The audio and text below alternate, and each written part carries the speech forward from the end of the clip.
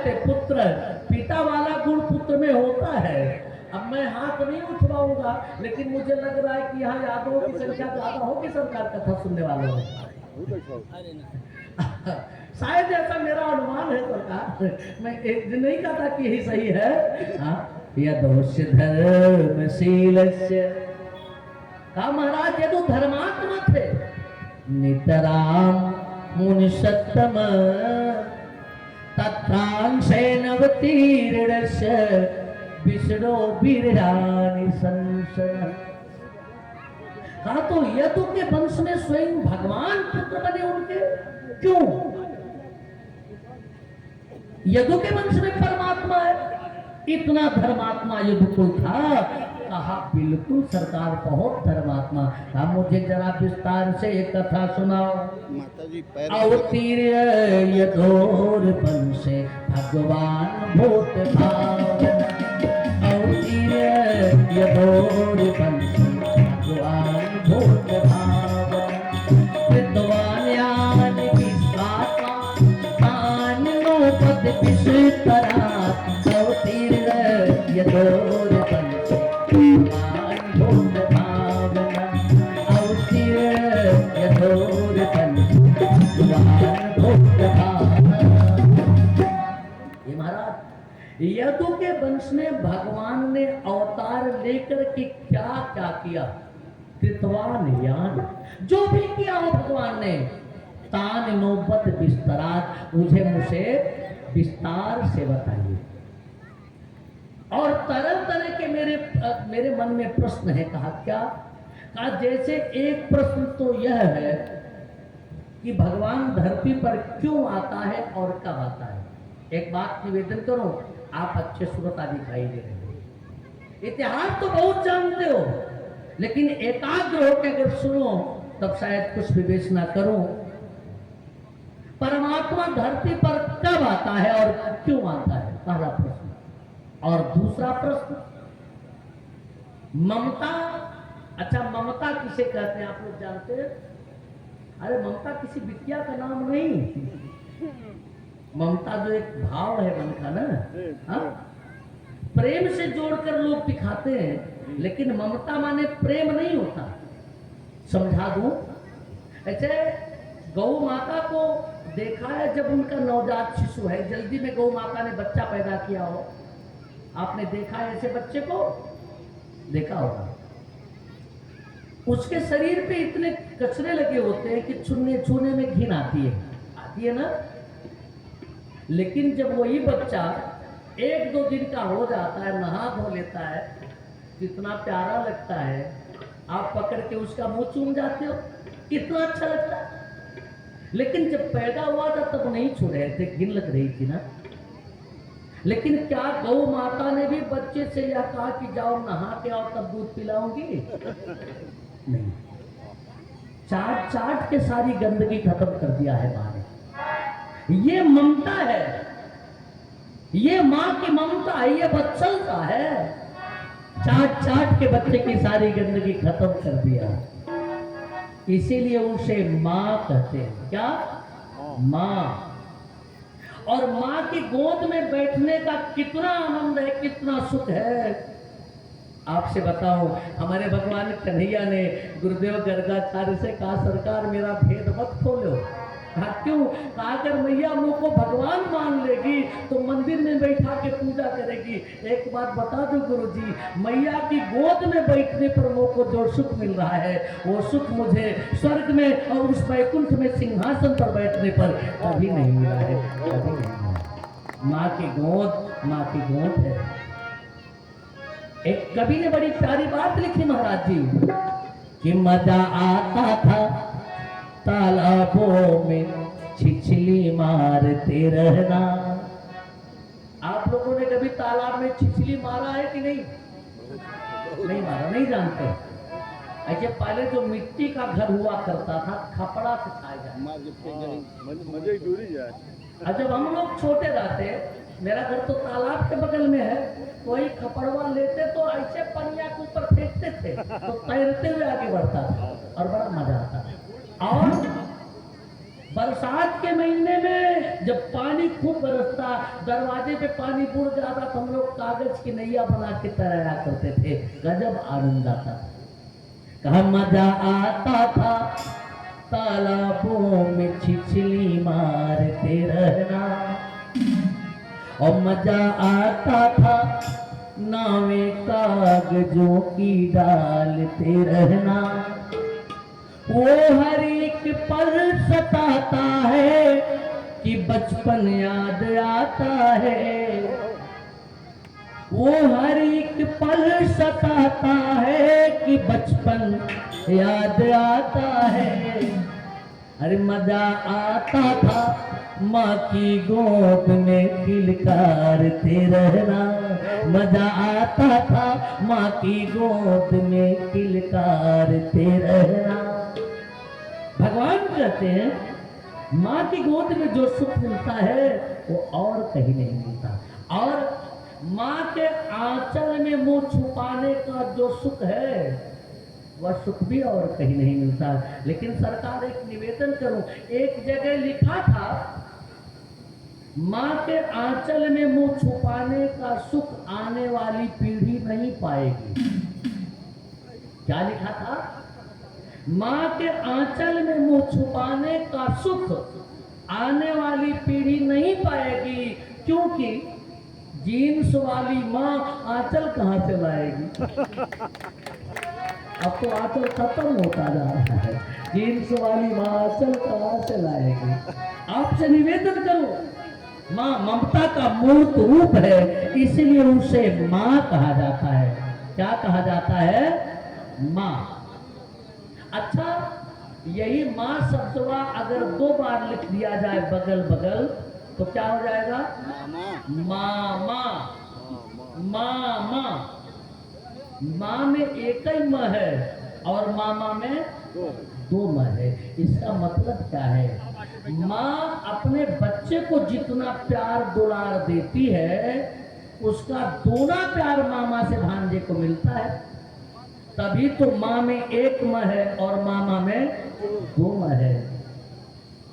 तो राजर्षि परीक्षित ने गुरुजी से कहा, गुरुजी मेरा प्रश्न यह है कि माँ से 2 प्यार देने वाले अपने मामा कंस को हमारे भगवान ने क्यों मारा? विस्तार से बताइए। अवतीर्ण यदोर बन से भगवान होत पावन, अवतीर्ण यदोर बन से भगवान होत पावन। चितवान्यान विश्वात्मा, चितवान्यान विश्वात्मा, तान्नो पद विष्ट करा, अवतीर्ण यदोर बन से भगवान होत पावन, अवतीर्ण यदोर बन से भगवान होत। यदु के वंश में अवतार लेकर के परमात्मा ने जो कुछ भी किया हो उसे विस्तार से मुझे सुनाओ। तानिनो बद विस्तारा। और पहले तो यह बताओ कि भगवान धरती पर कब कब आता है? संतोष भैया, तुलसी बाबा से जब यह बात पूछी गई कि भगवान धरती पर कब कब आता है, तो तुलसी बाबा ने कहा कि जब जब होई धर्म कई हानि, जब जब होई,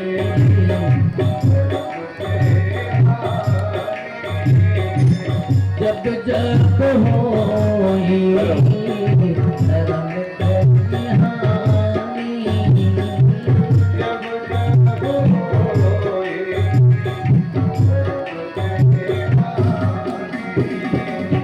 जब जब होई धर्म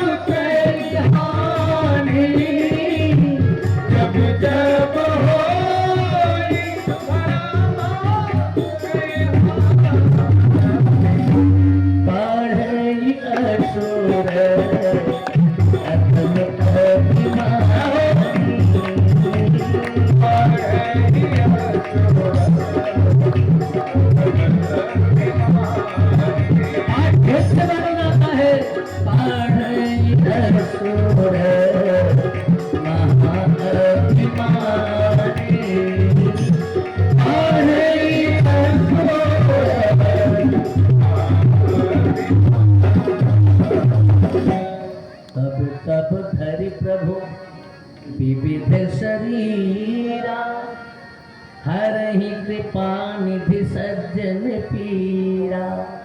कहा जब जब धर्म की हानि होती है तब तब परमात्मा धरती पर आता है। ये तुलसी बाबा ने कहा।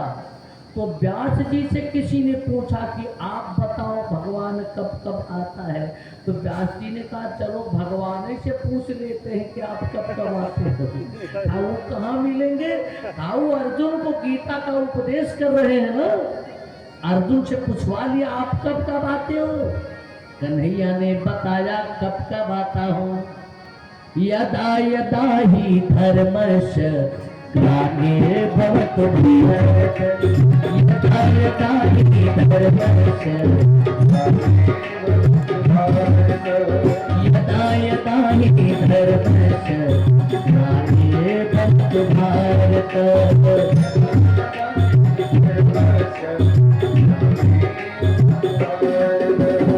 अभ्युत्थानं धर्मस्य आत्मानं सिद्धाम्यहम्, यदा यदा हि धर्मस्य ग्लानिर्भवतु भारत, यदा यदा हि धर्मस्य ग्लानिर्भवतु भारत। गीता में कन्हैया कहते हैं जब जब धर्म की ग्लानि होती है मैं तब तब आता हूँ। और गोस्वामी बाबा कहते हैं कि जब जब धर्म की हानि होती है परमात्मा तब तब आता है। बात नहीं समझ में आई। नहीं समझ में आई। जब कथा सुनेंगे ध्यान से तब तो समझ में आएगी, और नहीं सुनेंगे तब फिर वही सती मैया ने ध्यान से नहीं सुना था तो समझ में नहीं आया। एक मैया ने कहा बाबा कथवा कहाँ सुनी। हमारे उलसियान हमें वो माने समझते हैं ना। मैंने कहा कहाँ है। कहा उनको कथा में आने के लिए कहा मैंने कि चल के कथा सुनो। नहीं आए, मैंने भी बोल दिया। मैंने कहा तब मत सोचो, अगर कथा में आने के नाते आपने उनको बोला है तब कोई बात नहीं। अब कल और ज्यादा बोलना। अच्छा दूसरे के दिन मैया और बिगड़ गई। कहा अगर आज कथा में न चलबा तो न तो खाब न खाए दे, बिना एकादशी एकादशी। और जब वो आए उस दिन अंतिम दिन की कथा थी। आए और शाम को घर गए तो पत्नी को बिगड़ गए। कहा पहले ही दिन तुमने ऐसी जिद क्यों नहीं किया। पत्नी ने कह रही थी ना कथा बहुत अच्छी होती है। अरे कहा मुझको कथा से क्या मतलब है। कहा तब क्यों जाना चाहते थे। पति ने कहा जरा मेरे पैर की तरफ देख। पत्नी ने जब अपने पति के पैर की तरफ देखा तो उसकी सैंडल नहीं थी। पति की सैंडल नहीं थी। नहीं समझ में आई बात।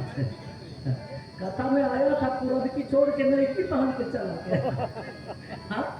आया अगर पहले दिन तुमने ऐसी जिद किया होता तो आज 9 जोड़ी सैंडल नहीं होती।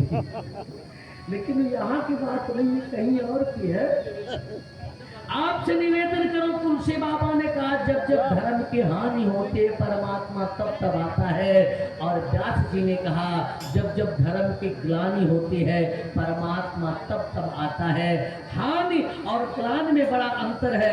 समय नहीं संकेत कर रहा कि विस्तार से आपको हानि और ग्लानि समझाऊं, लेकिन आपसे बताऊं त्रेता में धर्म की हानि हुई थी तो परमात्मा आया था, लेकिन द्वापर में हानि नहीं बल्कि ग्लानि हुई है तब परमात्मा आया है। ग्लानि अच्छे लोग बैठे हैं, ये देवियां हैं, ये बेटियां हैं। एक बात बताऊं, किसी छोटी बिटिया से पूछो ये किसका घर है कि मेरा घर है। ये किसके पिताजी हैं है कि मेरे पिताजी हैं। ये किसकी माँ है कि मेरी माँ है। लेकिन पिता जब बिटिया का हाथ किसी के हाथ में दे देता है तो बिटिया उसी के साथ चली जाती है। ते बाबुल घर आपनो मैं तो चली पिया के देख। अपना सब कुछ छोड़ देती है। अपने माता पिता को छोड़ा, वो घर परिवार छोड़ा, वो सहेलियां छोड़ा, वो तुलसी का बिरवा छोड़ा, वो तोता मैना छोड़ा जिसे पोषित किया था, पाला था। पति पर विश्वास करके, और पति अगर पत्नी को दांव पर लगा दे, जुआ खेलने बैठ जाए, पत्नी को दांव पे लगा दे, हार जाए, तो पत्नी क्या सोचेगी? इनको पति रूप में पा करके मेरी हानि हुई है? नहीं, तो पत्नी को ग्लानि होगी। एक बात बताऊं, अच्छे लोग बैठे हो, हमारे सनातन धर्म में नारी को नारी नहीं लक्ष्मी माना गया है। यह मैं नहीं कह रहा, पुराण के पन्ने पलटिएगा, मार्कंडेय पुराण कहता है, यासी स्वयं सुकृतिना भवनेश्वर लक्ष्मी पापात्मनां कृतिधियां हृदय सुबुद्धि श्रद्धा सताम कुल जल प्रभव चल जा ताम ताम नताश्म परिपाले देवी विश्वम। ये नारी है, अबला जीवन हाय तुम्हारी यही कहानी, आंचल में है दूध और आंखों में पानी। नारी तुम केवल श्रद्धा हो, विश्वास पत्तल में पीयूषोच्छ बहा करो, जीवन के सुंदर समतल में अपना सर्वस्व पति को समर्पित कर देती है। लेकिन पति अगर दांव पर लगा दे तो हानि नहीं ग्लानि होती है।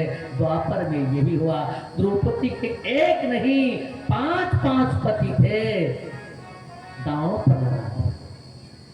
और जुआ खेलना अच्छी बात नहीं है। बहुत अच्छे बच्चे हैं, चलो बैठो कथा सुनो बेटा, कथा के अंत में भगवान को प्रणाम करना। बहुत अच्छे बच्चे हैं, आप यही संस्कार देना अच्छी बात है, और माता पिता ही यह संस्कार देते हैं। हमारे गुरुजी एक बाबू साहब के यहाँ गए, साथ में था, बाबू साहब ने अपने नाती से कहा प्रणाम करो, गुरु बाबा गोड़ धर। एक तो बच्चा दूसरे राजपूत, वो दूसरे तरफ कर लिया। अरे कहा गोड़ धरा बाबा आशीर्वाद से ही बिया हो रहे, घर में चला गया। हमको गुरु जी ने कहा कहो, चला गया घर का, तो बाबा लजात मां। गुरु जी ने कहा आपको प्रणाम करता है? कहना बाबा हमका तो ना प्रणाम कर, कहना अगर तो का ना प्रणाम कर तो कार्य हंसल हम वहीं से शुरू कर। जो बच्चा माता पिता को न प्रणाम करे, दूसरे को कैसे प्रणाम करेगा? जो बच्चा गुरु गोविंद को न प्रणाम करे, भगवान को न प्रणाम करे, तो यह तो आप लोग सिखाओ। गुरु को प्रणाम करे बच्चा, माता पिता को प्रणाम करे बच्चा, वैष्णव को संतों को प्रणाम करे बच्चा, भगवान को प्रणाम करे, जीवन बड़ा ऊंचा उठ जाएगा। आपसे निवेदन करूं, द्वापर था जो ग्लानि से भरा हुआ था। अच्छे लोग बैठे हैं, परिवर्तन प्रकृति का नियम है सच्चिदानंद भैया। एक समय ऐसा आता है जब दांत कह देता है कि मैं आपके लिए चना नहीं चखा पाऊंगा। एक समय आता है जब आंख कह देती मैं रास्ता नहीं दिखा पाऊंगी। एक समय आता है जब हृदय कह देता है मुझे धड़कने के लिए मत कहो, पांव कह देता है मैं भार नहीं उठा पाऊंगा। और जब हृदय की धड़कन दिखती है तो कंधे पर कौन उठाता है? बेटा कंधे पर उठा करके श्मशान घाट तक ले जाता है। लेकिन आपको बताऊं, अगर वही बेटा गर्दन पर तलवार रख दे, पिता की गर्दन पर तलवार रख दे और पिता को सलाखों के पीछे करके स्वयं राजा बन जाए, तो पिता को हानि नहीं बल्कि ग्लानि होगी। जिस पापी को मैंने अंगुली पकड़ के चलना सिखाया, आज मेरी गर्दन पे तलवार धर रहा है। और ऐसा पापी द्वापर में था कंस। बोले कृष्ण कन्हैया लाल की।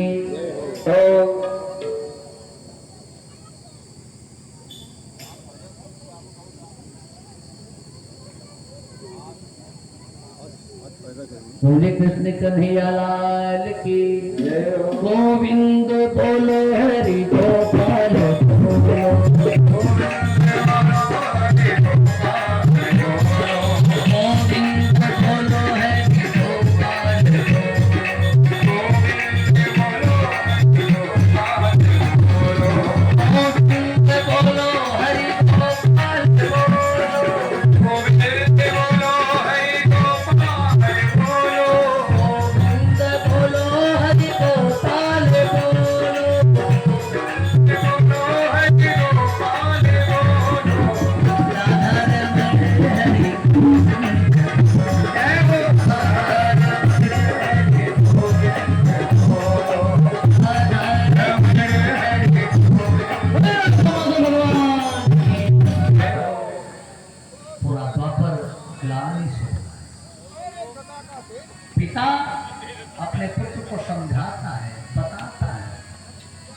कैसे उठना है, कैसे बैठना है, कैसे जीवन जीना है।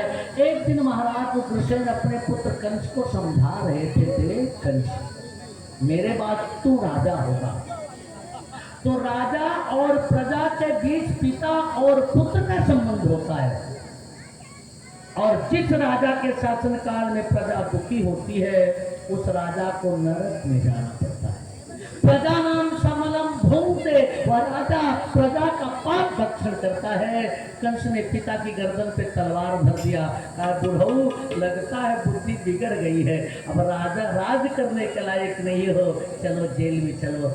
खुद राजा बन गया, पिता की गर्दन पे तलवार रखा तो परम पिता से बर्दाश्त नहीं हुआ, ठाकुर को आना पड़ा। कंस के चाचा थे देवक, और देवक की एक सुंदर सी बिटिया के नाम था देवकी।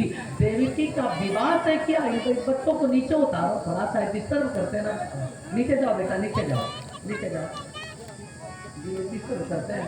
सब शांत होकर के बैठो तब कुछ कथा हो पाएगी ना, इधर उधर करोगे तो फिर व्यवधान उत्पन्न होता है ना।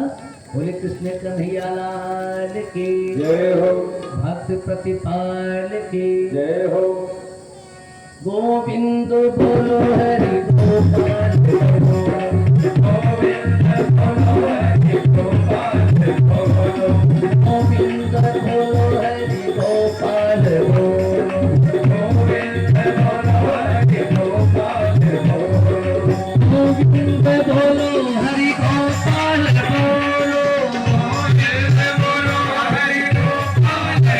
बोलो, गोविंद बोलो हरि गोपाल बोलो, गोविंद बोलो हरि गोपाल बोलो, गोविंद बोलो हरि गोपाल बोलो,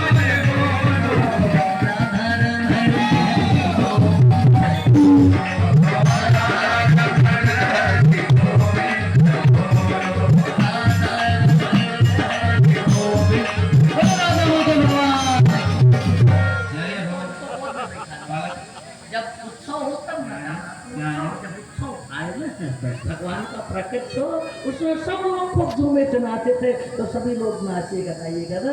अभी सब प्रेम से कथा सुने। आपसे निवेदन कर रहा, परमात्मा द्वापर में आया क्यों और कब?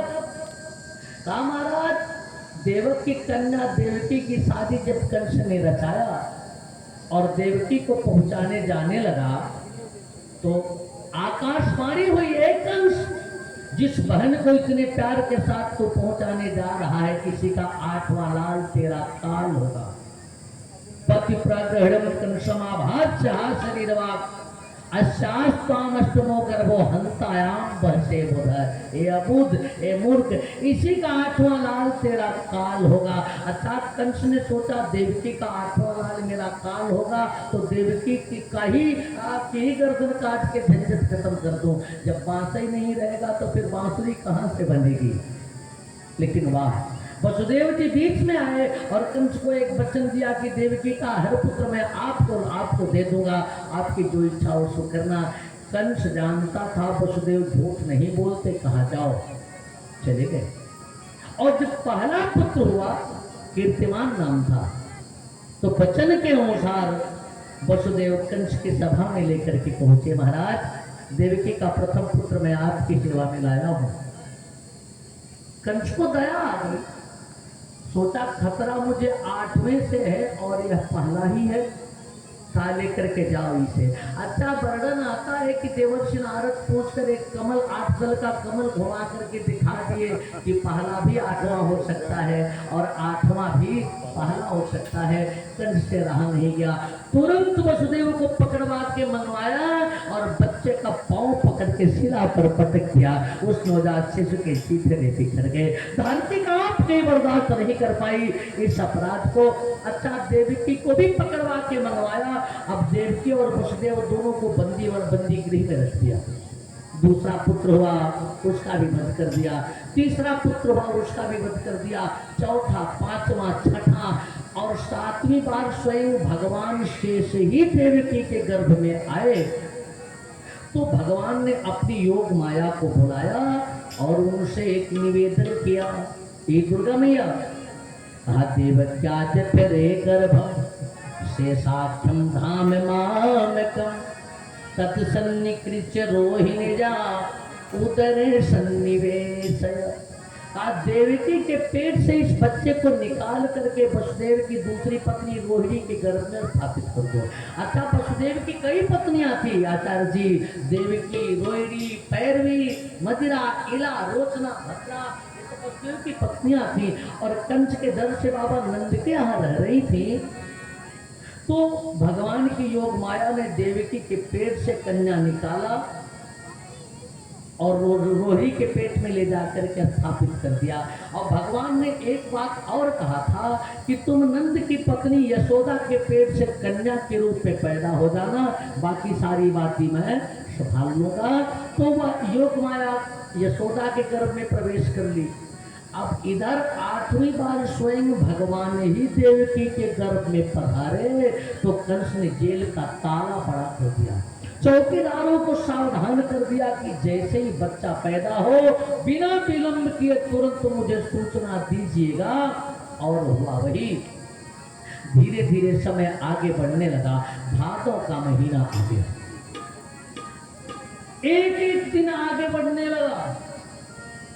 रोहिणी नक्षत्र आ गया, बौतरण आ गया, बुधवार दिन आ गया, दिन भी बीता, रात आ गई और रात भी एक एक पल आगे बढ़ने लगी। अर्धरात्रि का समय आया तो सभी देवता और सभी तीर्थ आ गए। कल ही एक बात मैंने बताया था ना, अच्छे लोग बैठे हैं ध्यान से सुने, जहां भी भगवान का प्राकट्य होता है तो सभी देवता लोग बिना बुलाए ही वहां आते हैं। जिस दिन राम जन्म श्रुति कामई सकलता चली आई, सभी तीर्थ और सभी देवता वहां आ जाते हैं जहां भगवान के जन्म की कथा होती है या भगवान का जन्म होता है। तो यहाँ भी सभी देवता और सभी तीर्थ पधार रहे हैं क्योंकि परमात्मा का प्राकट्य कुछ ही पल में होने वाला है।